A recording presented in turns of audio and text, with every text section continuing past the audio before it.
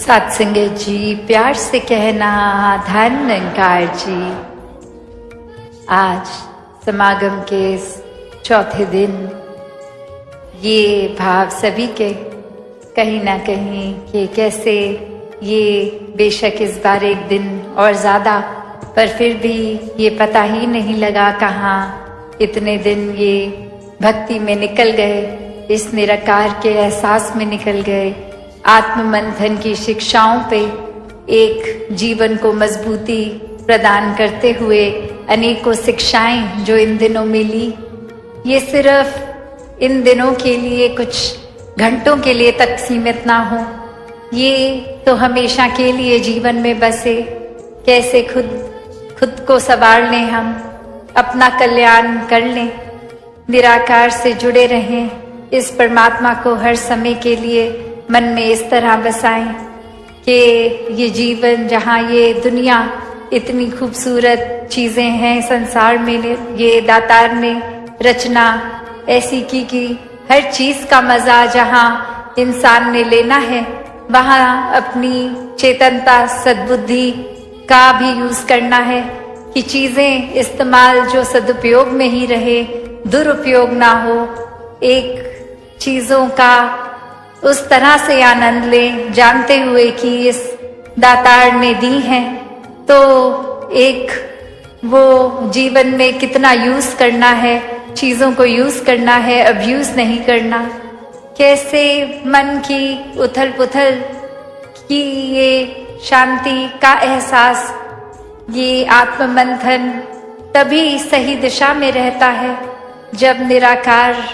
को शामिल किया जाए, वरना तो ये ठंडक, ये कामनेस, ये पीस आती नहीं। हम कुछ ना कुछ वजह ढूंढ ही लेते हैं दिन में, जो एक थॉट बेचैनी का आ जाता है और फिर बाकी का दिन भी फिर उसी थॉट को पकड़ के उदासी, परेशानी, आंसू। तो कैसे एक जीवन में लेट गो वाली भाव भी आत्म मंथन से ही आएंगे कि जब तक हम किसी चीज को पकड़ रहे हैं वो भार हमें ढोना है, पर जैसे ही वो चीज छोड़ दी जिस पल में, वहाँ एक स्ट्रेस फ्री हो गए, वो एक तनाव का कारण नहीं रहा, वो भार वहीं का वहीं रिलैक्स हो गए। तो ऐसे ही एक भक्तों का जीवन रहा है कि हर पल में आनंद उठाया जाए। जो एक कठिन घड़ियां हैं उनको, कठिनाई को उन पलों तक ही अगर रखें, अगली घड़ी तक उसका बोझा ना ढोएं, तो कैसे वाकई ही ये मन भी स्थिर हो जाता है, एक सुकून की अवस्था मिलती है। जीवन में हर तरह मेंटली, स्पिरिचुअली, इमोशनली ये ग्रोथ, ये विस्तार होता है, और मन के भीतर ये जर्नी विद इन आत्म मंथन से हर पल में फिर ये सुकून, ये अंदर की हमारी एक ऊर्जा ये और स्ट्रांग होती है। स्पिरिचुअल जर्नी दातार उसी तरह से हर एक के मन में ये एहसास हर पल का बख्शता जाए कि कैसे जीवन तो जीना है, ऐसा नहीं कि जीवन में जो वस्तुएं हैं उनको एक यूज नहीं करना, पर यूज करते करते भी वो शुक्राना भाव मन में हो। कैसे एक मन को हम ऐसा ना बना लें अपने कि पहले से ही एक कुछ फाइनल, कुछ एक सोच बना लें कि ऐसा ही है जैसा हम सोच रहे हैं, दूसरे के नजरियों को कंसिडर ना करते हुए एक अपनी ओपिनियन उस तरह से एक निर्धारित कर ले। तो अक्सर ऐसे भी नोटिस किया है कि अगर हम किसी के प्रति ऐसे भाव बना लेते हैं कि ये इंसान हमारे बारे में अच्छी सोच नहीं रखता, तो अगर हम किसी कमरे में जाते हैं जहां वो इंसान किसी से बात करते करते और अचानक हम एंटर करते हैं, तो वो चाहे वो देखते हैं हम नजारा कि वो एकदम चुप हो गए हैं वो दो व्यक्ति, तो सबसे पहली सोच क्या जाती है, ये जरूर मेरे बारे में ही चुगली कर रहे होंगे, ये निंदा कर रहे होंगे, और अब सामने में आ गया तो कैसे अब वो अपनी बात कंटिन्यू करें, मेरे सामने तो मेरी बुराई नहीं करेंगे। पर हकीकत क्या है कि ये चाहे वो बिल्कुल अपनी कोई नॉर्मल कैजुअल बात कर रहे हों जो उस इंसान से रिलेटेड भी नहीं है बात, बस कोई हंसी की बात हुई और कुछ आगे बोलते ही हैं तो वो एक आउट ऑफ रिस्पेक्ट कि कोई नया इंसान आया है तो उसको भी एक ऐसा वेलकम फील हो, उसको भी शामिल किया जाए, तो अपनी बात वहीं की वहीं रोक दी और ध्यान आगे और वो मुस्कुराहट उस तरह। तो ये बात नजरिए की है कि कैसे हमने खुद ही सोच लिया, खुद ही फाइनल कर लिया, अपना डिसीजन खुद ही ले लिया, दूसरे फैक्टर्स ये कंसिडर भी नहीं किए और बस स्टैंप लगा दी ऐसा ही है। और वो खुद को सही प्रूफ करने के लिए वो एक्सपीरियंस को भी उसी नजरिए से, एक उसी लेंस से देखा गया जिसने और ज्यादा ये पक्का कर दिया कि देखो मैं तो कितना सही सोच रहा था, वो पक्का इंसान मेरे बारे में खराब ही सोचता है और आज साबित भी हो गया है। तो ऐसा ही ये आज समागम के कितने दिनों से महापुरुष आईना इस शीशे का उदाहरण देते जा रहे हैं। तो बात वही कि हमारे अंदर जो है हम बाहर भी वही ढूंढते हैं, हम संसार में भी वही ढूंढते हैं। कैसे अगर एक अंदर हमारे इरिटेशन है, एक तनाव या एक परेशानी, ये चिड़चिड़ापन है, तो फिर कोई भी चीज ठीक नहीं लगती। एक इंसान अगर किसी बगीचे में भी जाए तो एक फूल को देखेगा तो भी बोलेगा अरे ये क्या ही है, इतने कांटे इतने कांटे। और वहीं एक इंसान अगर खुश मिजाज, एक दिल को दुरुस्त, एक सही तरह से सोच रख रहा है, सद्बुद्धि से हर नजरिए से देख रहा है, तो वो उसी फूल को देखे करेगा अरे वाह, इतनी खुशबू, इतने रंग, इतनी कोमलता, और हाँ कांटे भी हैं, वो भी कितने जरूरी थे। ये तो फूल की प्रोटेक्शन के लिए ही हैं, वरना तो कोई जानवर आए और फूल खा ले, ये डिफेंस ही है फूल का कि वो जानवरों को दूर रखते हैं। तो ये दातार ने कितना अच्छा बैलेंस बनाया है कि फूल भी हैं, कांटे भी हैं। एक उपज ही फूल और कांटों दोनों की जरूरी एक साथ थी, तभी ये रूट ने, ये मिट्टी, पानी, सब ने वो बीज में ऐसी उपज करी। तो कैसे फिर एक ओवरऑल, एक लार्जर पर्सपेक्टिव, अपने मन को विशाल, ये दृष्टि को विशाल, एक होल पिक्चर जिसको बोलते हैं कि वो नजरिया, एक इतना ज्यादा ब्रॉड माइंडेडनेस का, ऐसे ये एक तंगदिली करके खुद को संकीर्णताओं में नहीं भागते, एक बांधते भक्त कैसे अपने जीवन में फिर हर कोई यही नजरिया रखता है कि बेशक अगर हमारे कोई अंदर ख्याल आया है तो वो उसको डिसमिस नहीं करना, वो ख्याल आया है तो उसके बारे में जरूर सोचना है, एक सोच कर ये कंक्लूजन कि क्या अब इस ख्याल को मैंने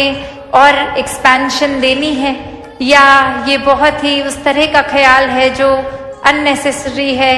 ये अगर इसमें मैं सोचने के लिए और टाइम एंड एनर्जी लगाऊं तो ये फिर एक प्रोडक्टिव नहीं रहेगा, ये मेरा भी मन बुझा देगा। एक उसकी बजाय नेगेटिविटी के एक पॉजिटिव चीज को फिर मैं सोचूं, तो ये चुनाव, ये चेतनता का इस दातार के आश्रय अगर हो तो वाकई ही ये आत्म मंथन में सही दिशा ही ली जाएगी। कैसे फिर हर कोई एक सिर्फ अपने ही ख्याल तक नहीं, एक आसपास भी अगर कोई उस तरह का ख्याल रखे जो मन को थोड़ा लो फील करवाए, तो भक्त तो हर समय उसी टाइम करेक्शन करवा के ये एक ऐसा बोलेंगे कुछ कि ये दातार से जुड़ता हुआ एक इशारा करते हुए वो फिर ख्याल भी बिल्कुल ठीक दिशा ही चले जाएंगे, एक मन वापस फिर सही रास्ते लग जाएगा, ये अपलिफ्टमेंट हो जाएगी मूड की भी। तो ऐसे ही भावों से संत हमेशा से युक्त हुए हैं कि अपना भी कल्याण हो और सामने वाले का भी। कैसे फिर ये एक नजरिया कि सामने वाले के बारे में अगर मैंने सोच ही लिया है कि वो बुरा सोचता है मेरे बारे में। तो वहाँ एक ऐसा भी उदाहरण आता है जो अक्सर हमने सुना है कि एक स्कूल में एक्सपेरिमेंट किया गया, जहाँ हर बच्चे को कहा कि आप जिस बच्चे को अगर एक कोई चूज कर लो और उसके बारे में एक अच्छी चीज कोई लिखो, और जब रिजल्ट्स आते हैं तो कुछ बच्चे जो सोचते थे अभी तक कि सामने वाला बच्चा मुझे पसंद नहीं करता, वो हैरानगी की बात की उसी इन बच्चे ने इतनी अच्छी बात लिख दी कि मेरी ये क्वालिटी से उसने ये सीखा। और वहीं अपना ये फिर मन की धारणा चकनाचूर की अरे ये ऑल दिस वाइल ये तो मैं ही उसके लिए ग्रज होल्ड कर रहा था, वो इंसान तो कुछ भी नहीं सोचता मेरे बारे में ऐसे। और ऐसे ही हम अपनी फिर मन पे मट्टी चढ़ा लेते हैं किसी के प्रति। तो ये आत्ममंथन करके ये मिट्टी साफ करने का भी टाइम है। कैसे फिर हर समय एक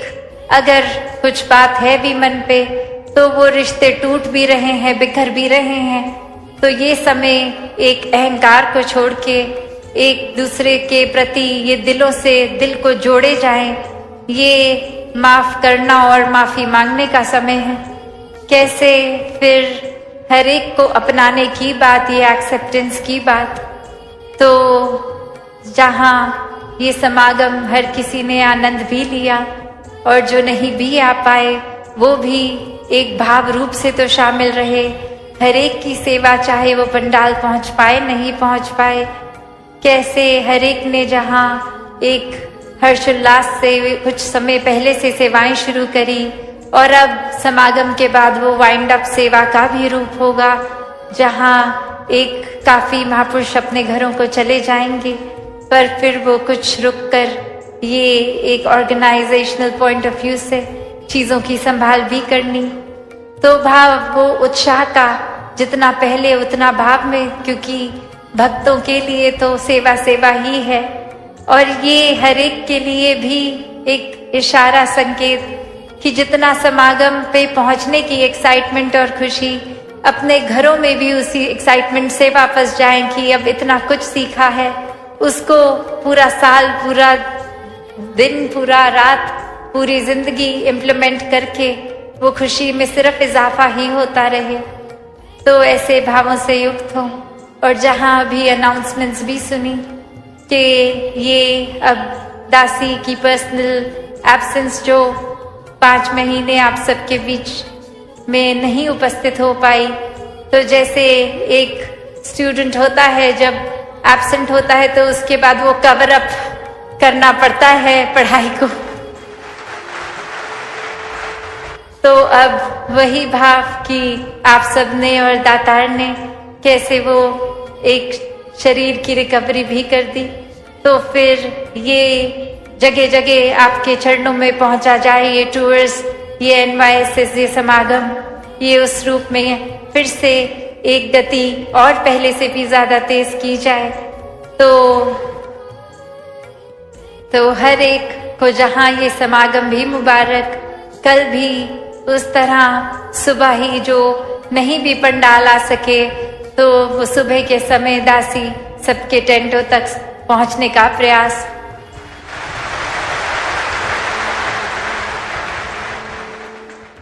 और फिर शाम को जो कला का रूप होगा वो भी भक्तों का एक संदेश उस रूप में भी। तो ये भाव वही के समागम हर एक का है, हर एक ने इसमें हर तरह से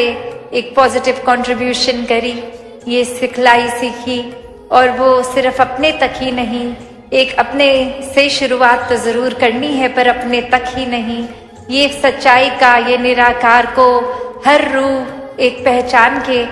एक अपना कल्याण कर ले अपने जीवन में। फिर अच्छाई, ये संदेश को स्वयं जीना है और चलते फिरते फिर ये प्रचार बनकर हर एक तक, पूरी मानवता तक पहुंचना है, सेवा करनी है और ये खुद जीकर ये संदेश स्वयं बनना है जो अपने लिए भी एक सुखदायी हो और औरों के लिए भी प्रेरणा दे सके। तो दासी इन्हीं शब्दों से आपसे आज्ञा लेके इस रूप में की समागम की तो समाप्ति, पर ये समागम हमारे दिल में हमेशा के लिए ही बस जाए। ये भाव समागम का, ये जो एक मन अंदर मन के एक ये फेस्टिविटी वाली फील, एक खुशी, एक हर तरह से जो भाव आता है कि कैसे अब घर का भी कुछ किसी को ख्याल नहीं कि बस अब आ गए हैं समागम या टीवी पर देख रहे हैं, तो इतनी मन में फुलफिलमेंट लगती है। एक लगता है जो स्पिरिचुअल आध्यात्मिक पहलू हमारा पीछे भी रह गया था, वो फिर से एक तरह से नए सिरे से एक फिर से किक स्टार्ट हो रहा है। तो ऐसा मन में कुछ दिनों के लिए नहीं, हमेशा के लिए ये ऊर्जा बनी रहे। दातार कृपा करे ये अब से हर एक के जहाँ पहलू अगर सेवा सुमिरन सत्संग के कमजोर भी हो रहे थे, ये स्वयं ही आत्म मंथन से हर एक को और ऐसा दिल करे कि ये पहलू और मजबूत होते जाएं, और जैसे जैसे ये होते भी रहें, एक संसारिक रूप में अपनी रोल्स एंड रिस्पॉन्सिबिलिटीज, काम काज, घर परिवार, हर पहलू भी उसी के साथ साथ एक बैलेंस्ड रूप में बहुत खूबसूरती से हर कोई निभा सके। साथ संगत जी प्यार से कहना धन निरंकार जी। आज भी वही संदेश, और ये इंसान को, इस मानव को चेतन भक्तों ने हर समय की तरह वही इशारा करते हुए कि जीते जी इस जीवन को संवार लिया जाए, इस सच्चाई को जानकर फिर हर पल इसी में गुजरान किया जाए। और कैसे ये कुछ भी एक अगर हमारी उस समय में जो भी हम कर रहे हो उस पल में, तो वही बात जैसे लिविंग इन द मोमेंट की बात होती है, तो ये भक्ति भी फिर किसी समय भी जो भी कर रहे हैं वो ही अगर चीज़ में हम ये ध्यान डालते हैं इस निरंकार के एहसास द्वारा, तो वो कार्य भी भक्ति बन जाता है। कैसे एक जो आज भी प्रेरणा में सुना कि ये पहले विषय इस परमात्मा को जानने का है, और जब ये ब्रह्म ज्ञान द्वारा जान लेते हैं, ये विश्वास आ जाता है और ये मान लेते हैं, तो ये एक ही सच, एक ही परमात्मा जिसको देख भी लिया और इसमें यकीन भी हो गया, ये एक भाव और उसके बाद फिर स्वाभाविक ही हो जाता है एक हो जाना। ये एकमिक अवस्था इस परमात्मा के साथ, इस परमात्मा की बनाई हर चीज़ के साथ। तो कैसे एक कहानी भी दासी के ध्यान में आ रही है, जहाँ एक इंसान होता है, वो बहुत ही श्रद्धा से किसी गुरु के पास जाते हैं और वहाँ वो ये बात कहते हैं कि एक बहुत समय से आ तो रहे हैं, आपके प्रवचन भी श्रवण कर रहे हैं, पर ये जीवन नहीं बदल पा रहे। एक जो आप बात करते हैं मध्य मार्ग की कि ये बैलेंस्ड लाइफ वो हो नहीं पा रहा, क्योंकि जब हर दिन के किसी भी कार्य को करते हैं तो ध्यान उसमें चला जाता है,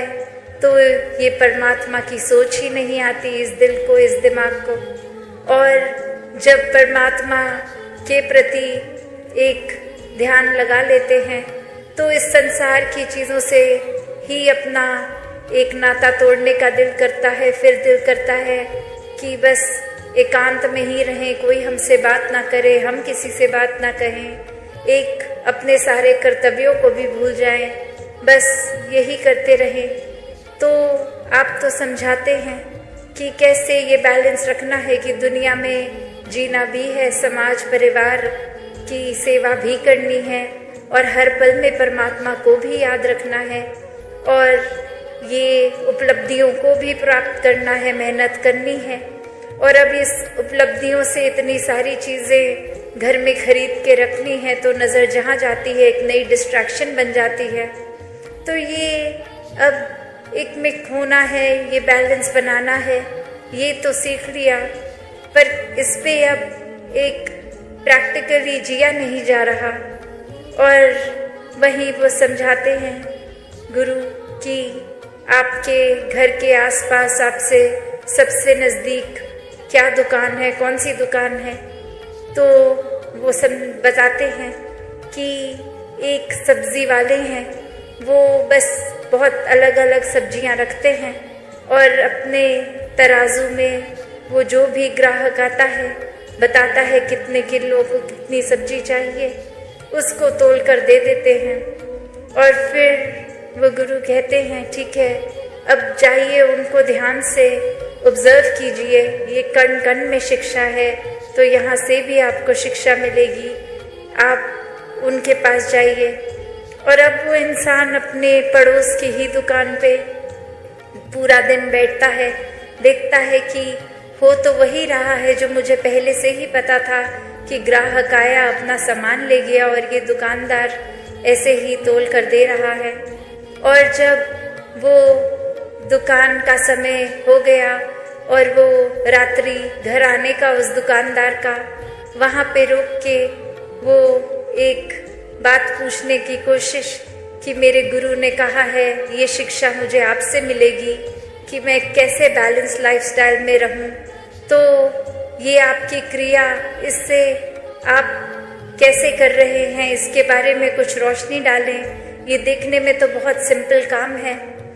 तो वो इंसान समझाता है, वो दुकानदार समझाता है अब कि ये कार्य तो बस यही है कि जितने किलो का एक वज़न मैंने एक तराजू में डाला, उतने किलो की ही वो सब्ज़ी उसी दूसरे तराजू की दूसरी ओर ही रख दी, तो उससे ये बैलेंस बन जाता है, तो पता चल जाता है।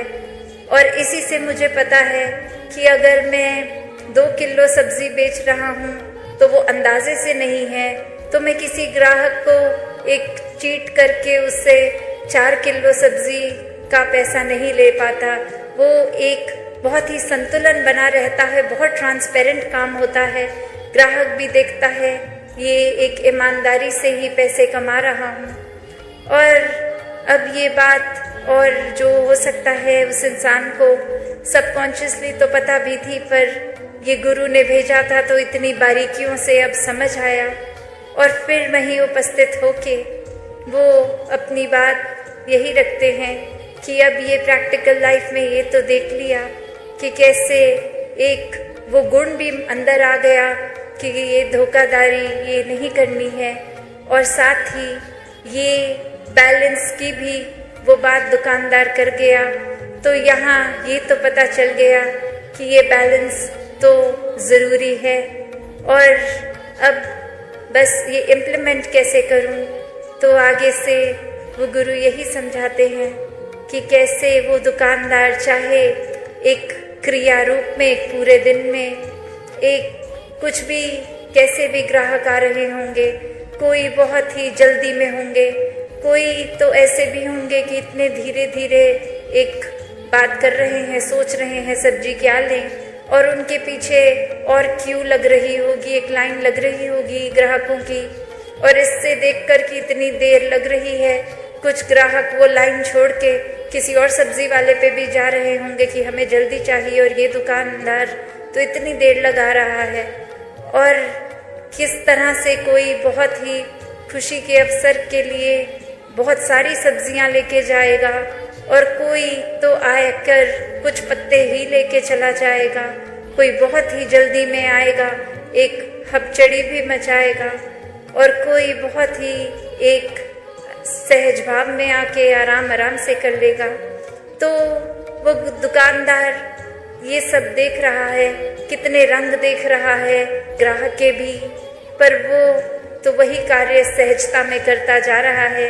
कि जिसने अपनी रिक्वायरमेंट बोली उसको उतना उतना तोल कर देकर उससे पैसे ले लिए। तो बात वही कि ये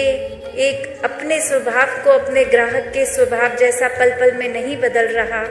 ये बहुत ही स्थिर होने की निशानी। और जो व्यक्ति इस परमात्मा को जीवन में धारण कर लेता है इस ब्रह्म ज्ञान से, तो फिर कोई भी उथल पुथल हो, कोई इरिटेशन नहीं आती, कोई एक कोई भारतीय चीज़ या कोई इंसान हमारे साथ कैसा है, उस चीज़ पे हमारा उस तरह से बिहेव करना डिपेंड नहीं करता। कि कोई अगर जल्दी में आया तो दुकानदार ने भी उतनी ही जल्दी से नहीं दिया, उसने अपना पूरा प्रोसेस को फॉलो किया और देर उसने उतनी ही लगाई जितनी वो किसी और ग्राहक के साथ लगाए। और वही बात संसार में रहने के लिए भी, कि कैसे एक दुनिया में हम अगर आए हैं तो फिर एक ये जहाँ संसार भी है, और ये बचपन से एक स्कूल में भी बच्चे को क्यों डालते हैं, ताकि शिक्षा ले, कुछ सपने बनाए और सपनों को फिर साकार करे, एक अपने पैशन को फॉलो करे, और फिर ये पैशन फॉलो करते करते धन दौलत भी कमाए, और ये फिर उस तरह से कामकाजी होके अपने लिए आरामदायक चीज़ें खरीदें जिससे जीवन थोड़ा सा एक इजी हो जाए। तो ऐसा करना जहाँ जीवन में मुबारक है, बस बात वही आ जाती है कि सिर्फ ध्यान यही करने में है, या ये करते करते पैरेलली हर पल में उतनी प्राथमिकता अपनी स्पिरिचुअल ग्रोथ को भी दे रहे हैं। और यही वो बैलेंस है, ये अपनी मायावी जीवन और ये आध्यात्मिक जीवन का, जहाँ पे वही बात आती है जो अभी मॉडल भी कुछ दिनों पहले इधर प्रदर्शनी में भी देखा, कि ये ज्ञान और कर्म रूपी पंख, ये एक पंख अगर हो कि सिर्फ एक कार्य तो कर रहे हैं, एक हम किसी वजह से प्रभु परमात्मा का नाम तो ले रहे हैं, पर परमात्मा वाकई है क्या, ये परमात्मा की प्राप्ति तो नहीं कर रहे हैं। और वहीं दूसरी ओर ये ब्रह्म ज्ञान रूप की पंख, की एक चिड़िया का एक पंख जो कर्म और दूसरी चिड़िया का ज्ञान रूपी कर्म, और अब ये ब्रह्म ज्ञान ले भी लिया है जीवन में, पर उसको जीवन में इम्प्लीमेंट प्रैक्टिकली नहीं किया जा रहा। अपने जीवन में सारे अवगुण अभी भी वहीं के वहीं रखे हैं, एक अपनी वाणी को कठोर का कठोर ही रहने दे रहे हैं, ये किसी से मधुर स्वभाव अपने अंदर नहीं ला रहे, किसी से प्यार से बात नहीं कर रहे।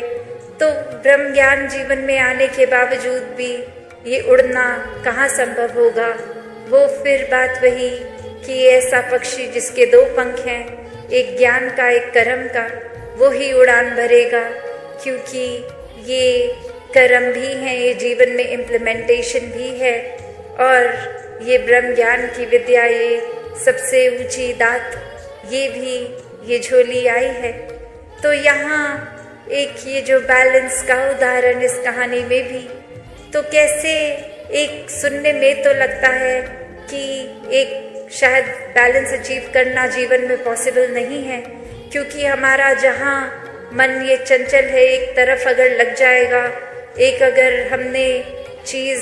दिमाग में बांध ली तो बस उसी ट्रैक पे उसी को ही सोचता जाएगा और एक चीज़ की इतनी एक्सट्रीम कर देगा, एक अपनी पॉइंट ऑफ व्यू को भी इतना एक्सट्रीम हम मान लेंगे कि हमारे जैसा अच्छा कोई सोच ही नहीं सकता, एक हमारे जैसा अच्छा तो कुछ भी कोई नहीं कर सकता, कोई है ही नहीं इतना अच्छा। कहाँ हम फिर वो बैलेंस दूर दूर तक करते ही नहीं। और ये तो पता ही है, जब एक चीज़ की ही अति होती जाएगी तो फिर दूसरा एक बैलेंसिंग फैक्टर है ही नहीं। तो वो एक हाइट जहाँ तक कोई अगर ऊंचा जाता है, अगर कितनी भी पहाड़ की ऊंची चोटी पे चले जाएं, तो एक वो लास्ट फाइनल पॉइंट होगा, वो टिप होगी, उसके ऊपर तो और वो पहाड़ है ही नहीं। तो फिर अब बस एक नीचे की ओर ही जाना बाकी रह जाएगा। तो बात वही कि ये सेवा, सुमिरन, सत्संग, इस परमात्मा से जोड़कर ये बैलेंस बना कर रखने की बात। और वहीं ये भी एक समझाया गया, आज चाहे सुबह वो सेवा दल रैली के रूप की एक स्किट द्वारा ही एग्जाम्पल उन्होंने सेवा का ही लिया कि कैसे हम अगर सिर्फ सेवा की ही एक्सट्रीम करते जा रहे हैं कि एक सत्संग को प्रायोरिटी नहीं, एक बस ये सोच रहे हैं कि आज हमारी ड्यूटी है तो हम पहुंच जाएंगे सेवा पे, क्योंकि वो एक हमें काम दिया गया है तो वो कार्य निभाना है। और मन की खुराक के लिए ये सत्संग को भी प्रायोरिटी नहीं, तो वो सेवा भी बस कार्य ही बन जाएगी, क्योंकि वो भाव तो सत्संग से मिलते हैं। और ये मन में भी अगर सिमरन का घाटा है तो ये सेवा और सत्संग भी फिर वो एक हमारी ग्रोथ के लिए इनकम्प्लीट है। तो यहाँ ये 3 चीज़ों का बैलेंस है। उस तराजू में वो पंखों में तो चलो 2 पंख की बात थी, यहाँ एक ये निराकार को हर समय रखकर ये सेवा सिमरन सत्संग को ही इक्वली इम्पोर्टेंट बना के रखना, ऐसा बैलेंस करना। और जो ये कर लेते हैं उनके लिए फिर ये जीवन भी बहुत सहज हो जाता है। फिर कुछ एक्स्ट्रा एफर्ट नहीं लगता। हर दिन चाहे आज लगे कि ये सुबह से निकले इतने थके और आज तो घर पे कोई गेस्ट भी आने हैं, उनको भी एक अटेंड करना है, और फिर हमें किसी के घर डिनर पे उनके गेस्ट बन के जाना है, तो फिर ये पूरी दिन की एक्टिविटी इतनी ज़्यादा, तो इसमें थोड़ा सा मैनेज करना, एक भागा दौड़ी लगानी, ये कैसे समय पे सब कुछ होगा ऑर्गेनाइज करना, ऐसे थॉट्स भी इतने सहज हो जाते हैं कि जब कोई आया घर पे उसको गेस्ट ही ना माने, परिवार का ही हिस्सा माने और वो प्यार का भाव हो जाएगा, तो कुछ वो शो ऑफ करने की बात तो रही ही नहीं कि इनके आगे कुछ फ्लॉन्ट करना है। उनको वैसे ही प्यार से बिठा के खाना परोसना है और उसी प्यार से वो खाना भी बनाया जाएगा कि ये किसी को इम्प्रेस करने के लिए नहीं है, बस ये जो आ रहे हैं उनसे इतना प्यार है क्योंकि वो प्रभु के ही बनाए गए हैं। और अब जब वो बात आ जाती है तो वही प्यार से खाना बनाया गया, खिलाया गया, और फिर आगे किसी और के भी घर जा रहे होंगे तो वही प्यार लेकर जाएंगे कि आप कोई बात नहीं, आप बैठिए, आपका चाहे घर है पर हम मेहमान होकर भी आप बताइए क्या लाना है, हम खुद लेके आएंगे किचन से। तो ऐसे भाव भी संतों के हो जाते हैं कि आप सारा ये थकावट अपने हिस्से लाने कि हम चाहे आपके घर मेहमान बन के आए हैं पर हम हैं तो सेवादार ही, तो जो भी है ये मिलजुल के निभा लेते हैं। तो बात वही कि कैसे इस जीवन में फिर अपने ऊपर ही है कि एक बेकार में ही हर छोटी से छोटी चीज़ का भी स्ट्रेस बना के रखना है, या इस परमात्मा में इतने एक में खो जाएं कि कौन सी चीज़ हो के निकल भी गई वो कुछ लगी ही नहीं बड़ी, एक बहुत ही हवा के झोंके की तरह आई और गई। और कैसे फिर ये बैलेंस भी बना रहता है कि वो काम भी सारे हो गए, वो प्यार में भक्ति में रहता हुआ मन एक अपने दोस्तों के साथ दोस्ती, समाज के प्रति भी जो कर्तव्य रहे तो कैसे वो भी बहुत बखूबी निभा लिए गए और कुछ एक्स्ट्रा खुद को भी नहीं लगा। एक जैसे एक कोई पूरे दिन अगर कुछ नहीं भी होता करने में तो भी दिल वही महसूस कर रहा था, या फिर कोई दिन जो पूरी तरह से जैम पैक्ड है कि फुर्सत ही नहीं सांस लेने की, उसमें भी ये दिल दिमाग उतने ही रिलैक्स्ड। तो बात वही कि जो वाकई ही इस परमात्मा के आश्रय रह लेते हैं वो हर पल को इतना हल्का फुल्का बना लेते हैं कि ये पता ही है कि कैसे ये परमात्मा जो कर रहा है इसी के ही एक शुक्राने भाव में रहें तो बहुत ही, चाहे उस समय हमें लगेगा कुछ ठीक है नहीं है, पर ये है, चाहे हमारी नज़र नहीं देख पा रही पर ये ठीक ही है, तो वो कोई हिसाब किताब हमारे आंकड़े लगाने का तो काम नहीं, ये बस परमात्मा की एग्जिस्टेंस देखकर विश्वास की बात है। और जो वाक्य ही हर पल का एक अपनी कन्वीनियंस से कि कुछ जीवन में अच्छा हुआ है तो विश्वास करेंगे, और नहीं है तो विश्वास नहीं करेंगे। जब ऐसी कन्वीनियंस से ही परमात्मा को जीवन में जगह दी तो फिर तो कोई लाभ नहीं है, फिर तो वो कोई भी और चीज़ के साथ संसारिक कर सकते हैं। और परमात्मा को प्राप्त करके भी जब एक सब कुछ प्राप्त कर लिया तो भी नज़र इतना छोटा, तंगदिली बना ली, नज़रिया इतना छोटा, तो फिर इतनी बड़ी दात का भी क्या ही फायदा रहा। तो बात वही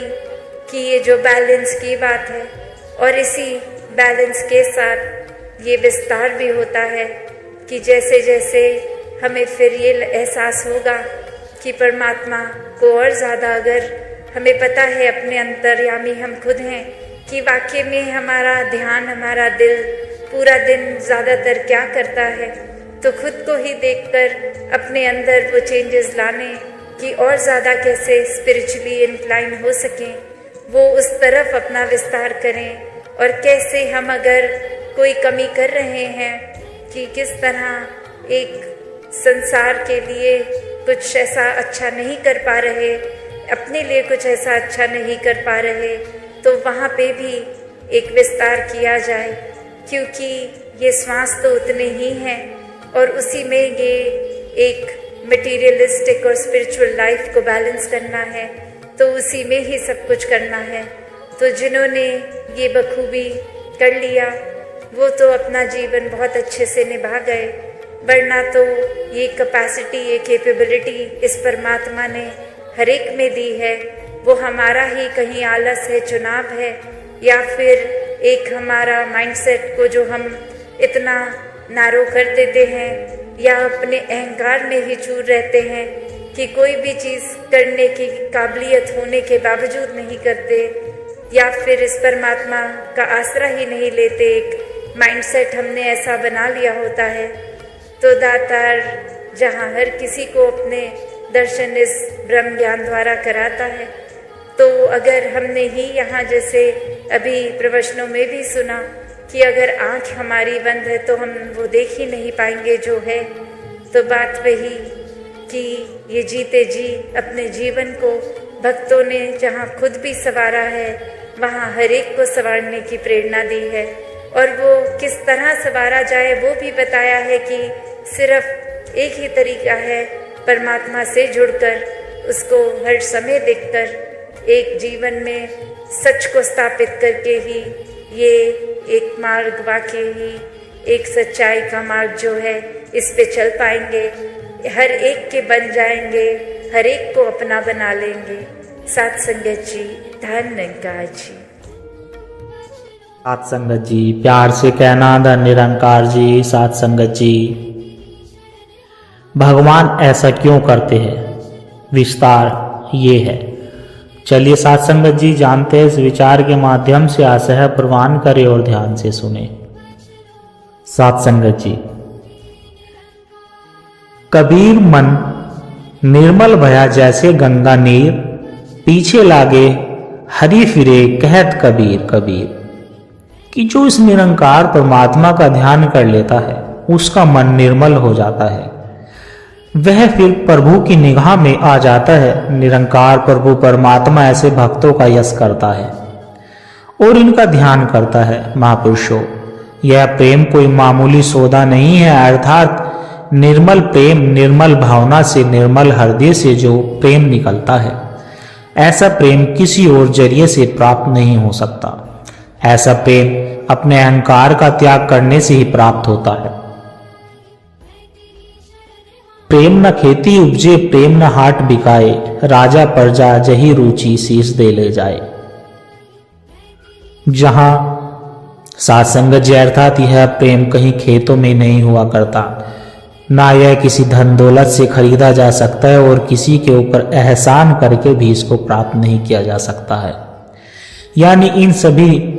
तानों से यह प्रेम मन में बसता ही नहीं है। यह प्रेम प्राप्त होता है तो केवल इस तरह से कि प्रेम प्याला जो पिए शीश दक्षिणा दे, लोभी शीश ना दे सके नाम प्रेम का ले। कि जो अपनी शीश को दक्षिणा में दे देता है, अपने अभिमान को, अहंकार को, अपनी अकल और अपने सियानेपन को समर्पित कर देता है, तो वह वास्तव में यह निरोल प्रेम उसके मन में बसता है। यह प्रेम वही होता है जहां पर सब कुछ समर्पित करके अपने आप को न्यौछावर कर देने वाली भावना मन में होती है। और जो लोभी होता है, जो केवल अपने आप तक ही सीमित रहता है, लालच में फंसा हुआ रहता है, अर्थात जो यह सब कुछ अपने लिए ही किया जा रहा है, जो कभी समर्पित हो ही सकता है, तो अगर समर्पित नहीं होगा, अर्पित नहीं होगा, तो उसका प्रेम भी बनावटी और दिखावटी होगा। जैसे एक प्रेमी प्रेम पात्र को ही अपने मन में सबसे ऊपर रखता है, तो इसी तरह प्रभु प्रेमी भक्त भी परमात्मा को ही अपने मन में सबसे ऊंचा स्थान देता है। लेकिन अगर ऐसी अवस्था इंसान की है कि जिसको श्रेष्ठ स्थान मिलना चाहिए था वही सबसे नीचे आ जाए, तो फिर वहां प्रेम कहाँ होगा, वहां भक्ति कहाँ होगी। महापुरुषों, हम हर चीज को सिस्टम में रखते हैं। ऐसा नहीं कि हम नीचे प्लेट रखते हैं और ऊपर मेज रखते हैं, या उसके ऊपर कोई और चीज रख देते हैं। यानी जहां पर ऐसी उल्टी चाल होगी तो वहां पर दुख ही दुख होगा, वहां पर बेचैनी ही बेचैनी होगी। इंसान जहां खड़ा है वहीं खड़ा रहेगा। इसलिए इंसान को कहा जा रहा है कि सबसे श्रेष्ठ स्थान जो देना है तो इस परमात्मा को देना है, इस नाम को देना है। और अगर इसके बजाय तू ऐसी हल्की वस्तुओं को महत्व देता रहेगा, ऐसी नासवान मामूली चीजों को महत्व देता रहेगा और इस प्रभु को तू सबसे पीछे रखेगा, तो फिर कहां पर तू सुख पाएगा, कहां पर तू चैन पाएगा। प्रेमी भक्त कामनाओं से ऊपर उठ जाता है साथ संगत जी, क्योंकि जब तक ध्यान उस तरफ लगा रहता है तो यह भक्ति नहीं कर पाता है। और अगर उसके मन में जाति पाति बैठी हुई है, ऊंच नीच की दीवारें बनी हुई है, तो तब भी यह भक्ति नहीं कर पा रहा है। यह भक्ति भाव से दूर है, क्योंकि भक्ति तभी पूर्ण हो सकती है जब मानव मानव बनता है, जब यह जान जाता है कि मैं कोई श्रेष्ठ नहीं हूं और दूसरा कोई नहीं है, मेरी जाति ऊंची नहीं है, दूसरे की जाति नीची नहीं है। यह कौन सी जातियां हमने बना रखी है। अगर जातियों को हमने मानना ही होता है तो भगवान राम जी को भी उस वक्त के कर्मकांडी लोगों के कर्मकांड पर मोहर लगा देनी चाहिए थी। सत्संग जो जब भीलनी को ठुकराया गया था, उसकी हंसी मजाक उड़ाई गई थी, तो वह भी राम जी को मान लेना चाहिए था। लेकिन ऐसा नहीं हुआ। उन्होंने उसी भीलनी को सम्मान दिया, उसे सत्कार दिया। तो ऐसी भक्ति के ऊपर कौन पूरा उतर सकता है। सत्संगत जी, जाति वर्ण से ऊपर उठकर जो केवल मानव बनकर रहता है, जो यह भावना हृदय में बिठा लेता है कि मेरे तन में प्रभु ने कोई 10-20 तत्व नहीं लगाए हैं और दूसरों के शरीर में कोई कम तत्व नहीं लगाए हैं, सभी पंच तत्व के पुतले ही है, सभी को चलने वाली यह चेतना सत्ता भी एक ही है, फिर इंसान कहाँ पर ऊंचा है और कहाँ पर नीचा है। अर्थात सत्संगत जी, किसी को किसी घराने में जन्म लेने से ऊंचा नहीं मानना चाहिए। कबीर सोई कुल भली, जा कुल हरि के दास। अर्थात जिसके हृदय में दास भावना है वही ऊंचे कुल वाला है, वही महान और पूजनीय है। पंडित जी भी वही महान है जो 2.5 आखर प्रेम का पढ़े सो पंडित होए। वास्तविकता में वही वेदों शास्त्रों का प्रेमी माना जाएगा जो प्रेम भावना को अपने मन में बसा ले है। और अगर जीवन में दया भावना नहीं है, प्रेम की भावना नहीं है, तो इंसान तो फिर वास्तविक भक्ति नहीं कर रहा है, तो एक दिखावे की भक्ति कर रहा है। और अगर तू खुद को वास्तविक भक्त कहलाना चाहता है, अगर तू भक्तों की श्रेणी में आना चाहता है, तो यह प्रेम वाली भावना, एक समदृष्टि वाली भावना, विशालता वाली भावना तुझे अपने जीवन में अपनानी होगी। और यह तभी संभव हो सकता है जब महापुरुषों से मिलन होता है, जब संतों से प्रेम होता है। यह अवस्था तभी बनती है जब महापुरुषों का साथ मिलता है। और कबीर साहब जी तो यहाँ तक कह गए कि संत के संग से तो मैं राम बन गया, मेरी हरि वाली अवस्था हो गई। महापुरुष भी कहते हैं कि ऐसा कोई दास हो जो हरि जैसा हो, क्योंकि ऐसा दास तो हरि जैसा ही हो सकता है। और यह कब होता है? जब महापुरुषों की संगति प्राप्त होती है। सत्संगत जी, जैसे चंदन के पेड़ के साथ जो वनस्पति उगती है तो उसमें भी चंदन जैसी महक आ जाती है।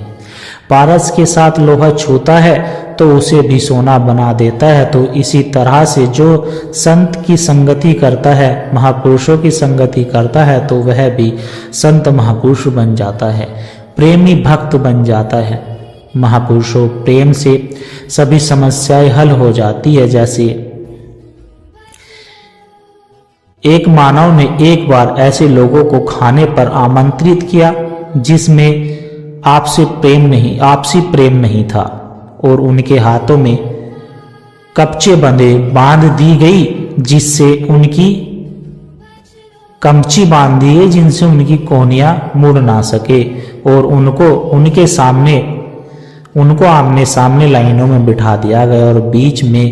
खीर, हलवा, पूरी आदि रखकर कहा कि अब आप खाना शुरू कीजिए। तो सब बड़े परेशान होना शुरू हो गए,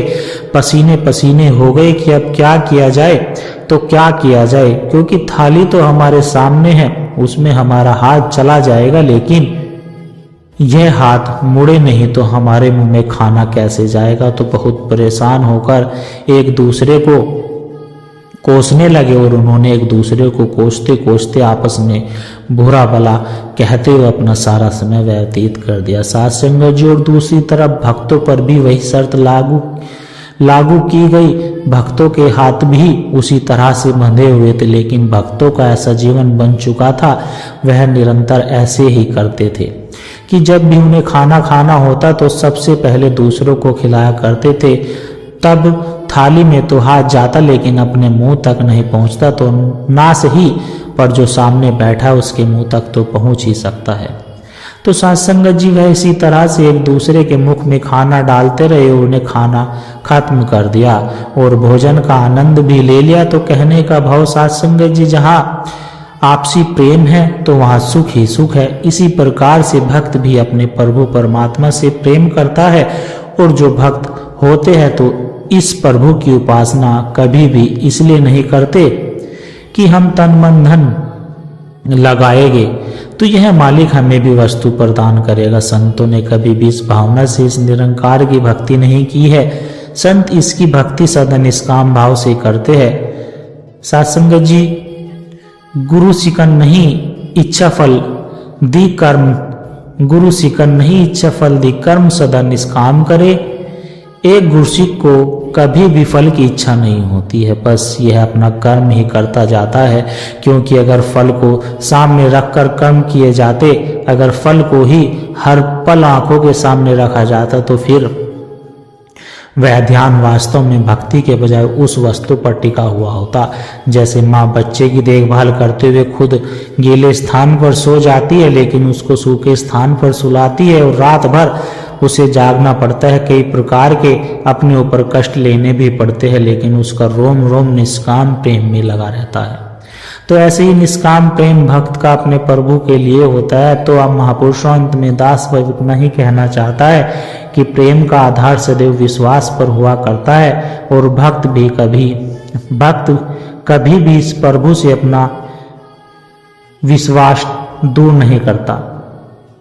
और जिस भक्त ने इसके प्रति अपना प्रेम बना लिया तो वह इस प्रेम को अपने अंतिम श्वासों तक निभाता है।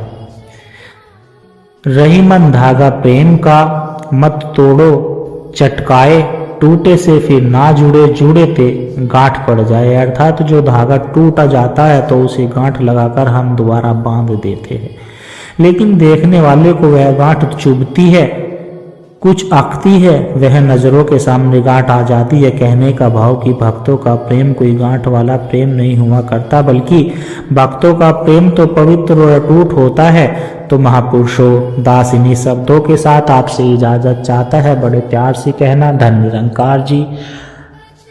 महापुरुषों, आशा करता हूँ दास के द्वारा कहे विचार आप सभी संतों को अच्छे जरूर लगे होंगे। अगर अच्छे लगे हो तो वीडियो को लाइक करें, शेयर करें, कमेंट बॉक्स में धन निरंकार जी लिखकर अपने विचार साझा जरूर करें, और दास के चैनल को भी सब्सक्राइब जरूर कर लें। और प्यारे संतों, एक छोटी सी अरदास और आप जी के चरणों में, अगर इन विचारों ने आपके दिल को छुआ है, अगर आपको इस विचार से आत्मिक शांति का एक कण भी महसूस हुआ है,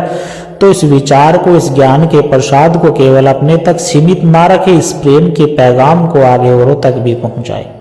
क्योंकि एक दिए से ही साथ संगत जी दूसरा दिया जलता है। जब हम इस शक्ति की आवाज को रोह तक पहुंचाने का माध्यम बनते हैं तो यह भी निरंकार की एक बहुत सुंदर सेवा ही। और इस ज्ञान की धारा से, सतगुरु के इन विचारों से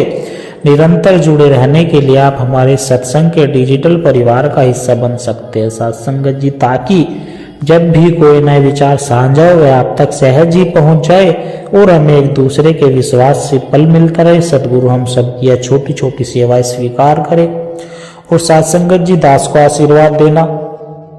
कि दास हर रोज